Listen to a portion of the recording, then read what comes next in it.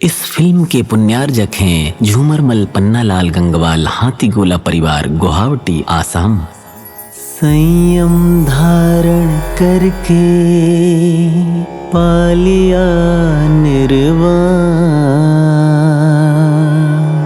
भगवान श्री अजितनाथ जी को कोटि कोटि प्रणाम।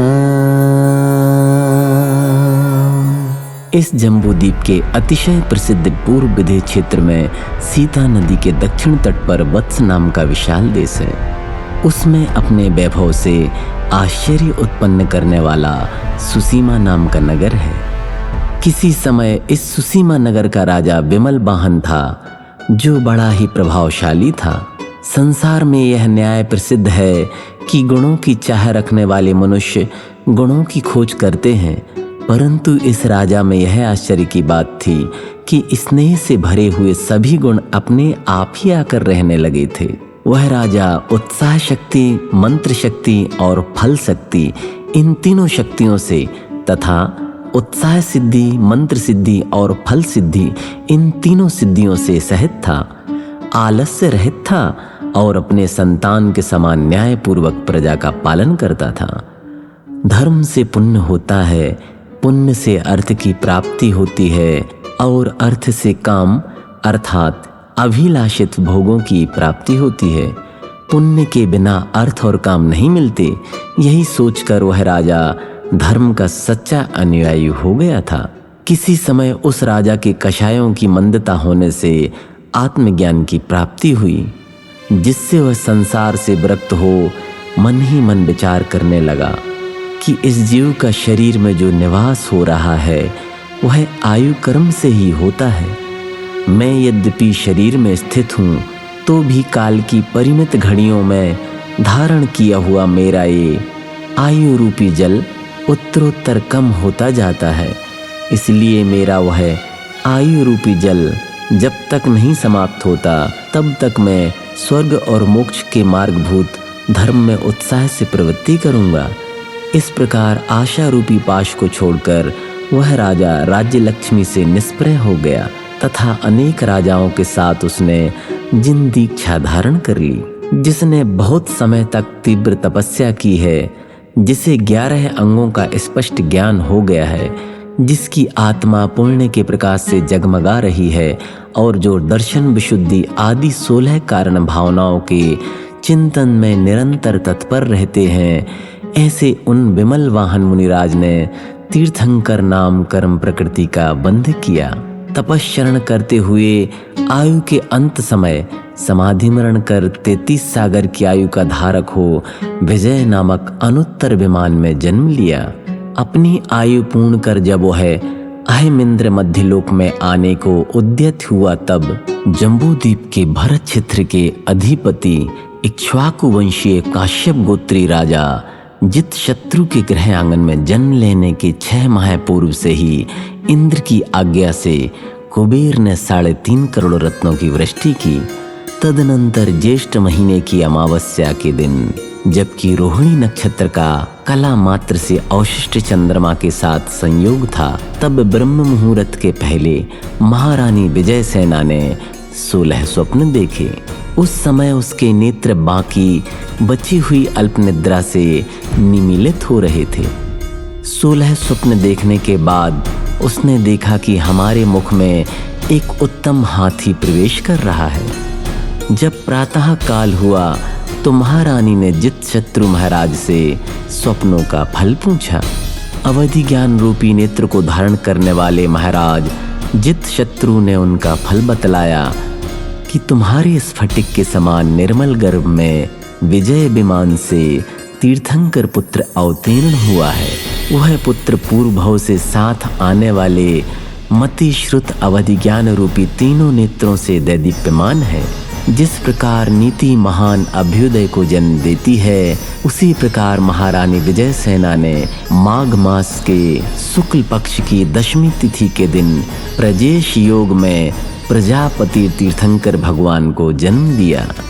भगवान आदिनाथ के मोक्ष चले जाने के बाद जब 50 लाख करोड़ सागर वर्ष बीत चुके थे, तब द्वितीय तीर्थंकर का जन्म हुआ था।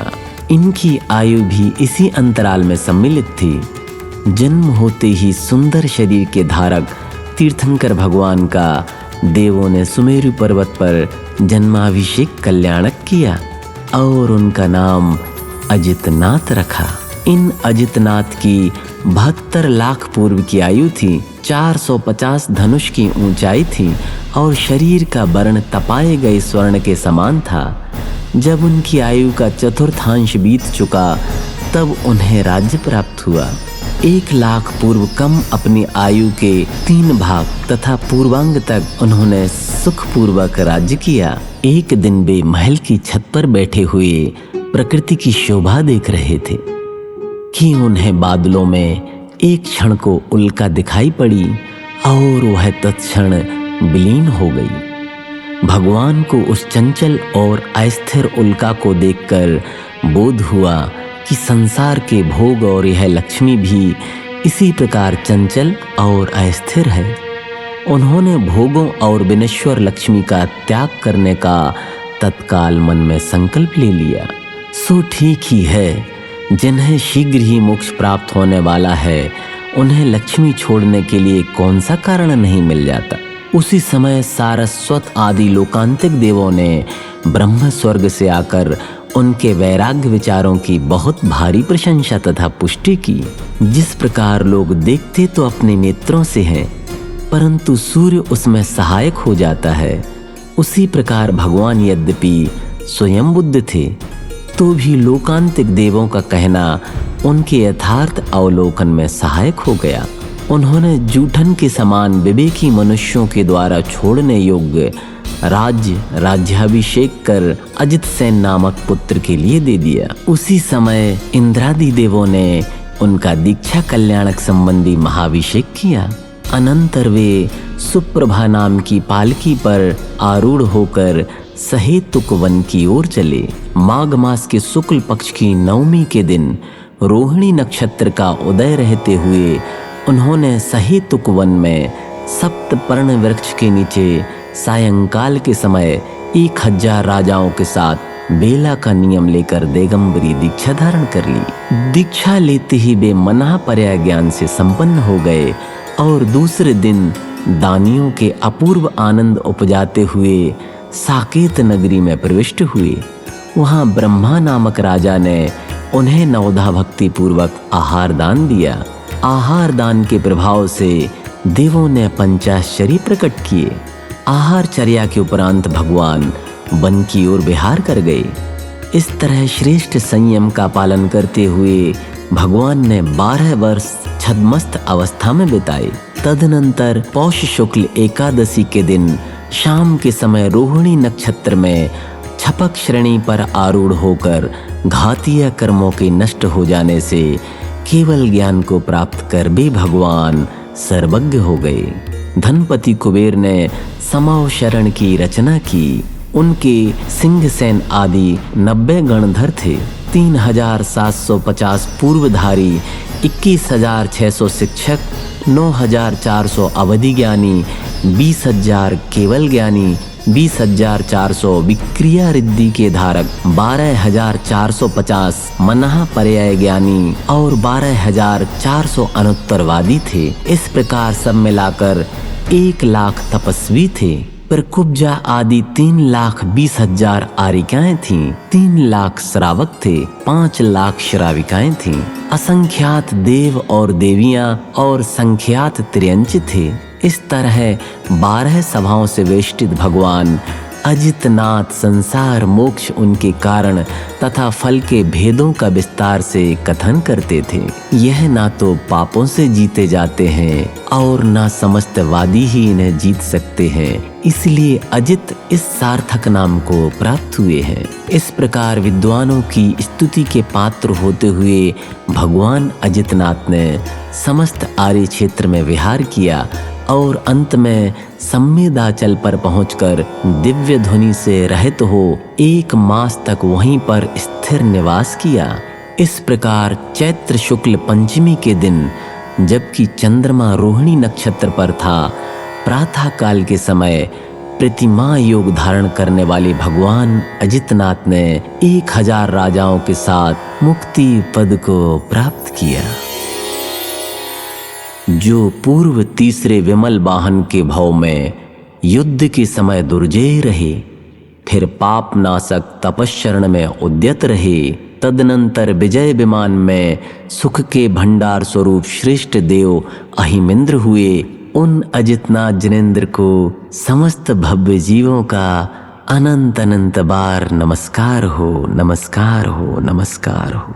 जिन धर्म प्रभावना इस फिल्म के पुण्यार्जक के पुण्य की बहुत बहुत अनुमोदना करता है। भगवान श्री अजितनाथ जी की यह कथा सुनने देखने वालों के समस्त दुखों का अंत करे, यही जिनेंद्र भगवान से, यही भगवान श्री अजितनाथ जी के चरणों में प्रार्थना करता है। ओम ह्रीं श्री अजितनाथ जिनेंद्राय नमः।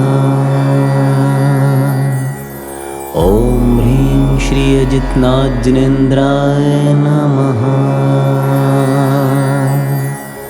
ओम ह्रीं श्री अजितनाथ जिनेंद्राय नमः।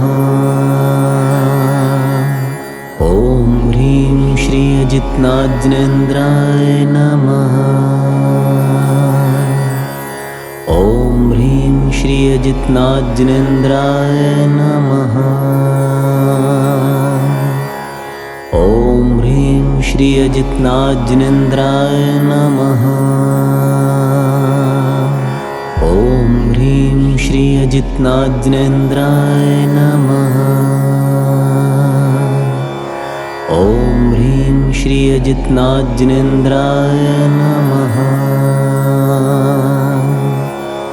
ओम ह्रीं श्री अजितनाथ जिनेंद्राय नमः।